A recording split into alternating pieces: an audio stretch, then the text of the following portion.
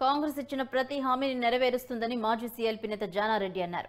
నల్గొండ జిల్లా గుర్రంపోడులో కాంగ్రెస్ పార్టీ ముఖ్య కార్యకర్తల సమావేశంలో జానారెడ్డి, నల్గొండ కాంగ్రెస్ పార్టీ ఎంపీ అభ్యర్థి రఘువీర్ రెడ్డి, దేవరకొండ, నాగార్జునసాగర్ ఎమ్మెల్యేలు బాలునాయక్, జయవీర్ రెడ్డి పాల్గొన్నారు.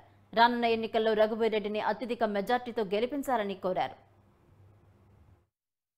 సాగర్ నియోజకవర్గంలోని ప్రతి పెద్ద మనిషి, ప్రతి కార్యకర్త, ప్రతి కులము, ప్రతి వర్గం యొక్క పాత్రతోటి ఈ రాష్ట్రం నడుస్తుందని చెప్పి మనం శాసించాల్సిన అవసరం ఉందని, అది నా లక్ష్యం అని చెప్పి నా మనవి. అందుకనే ఇక్కడి నుంచి జరిగినటువంటి ఈ ప్రతినిధుల ద్వారా మీ జనం యొక్క పాత్ర ఉన్నది అని చెప్పి నిరూపించడానికి ఈ ఎన్నికల్లో మీ సత్తా చూపించమని వాళ్ళు పదే పదే అడుగుతున్నారు. అది ఏదేమైనా ఈ రాష్ట్రంలో ఉన్న అభివృద్ధి పనులు అనేక విషయాలు ఇప్పుడు నేను చెప్పనవసరం లేదు.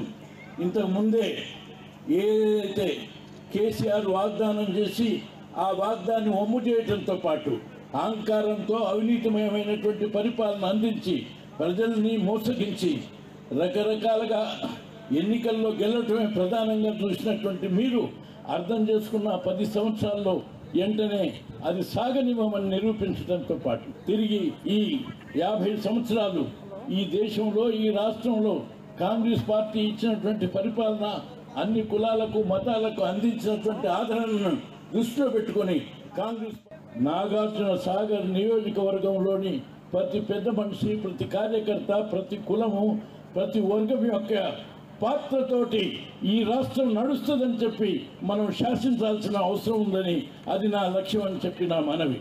అందుకనే ఇక్కడి నుంచి జరిగినటువంటి ఈ ప్రతినిధుల ద్వారా మీ జనం యొక్క పాత్ర ఉన్నది అని చెప్పి నిరూపించడానికి ఈ ఎన్నికల్లో మీ సత్తా చూపించమని వాళ్ళు పదే పదే అడుగుతున్నారు.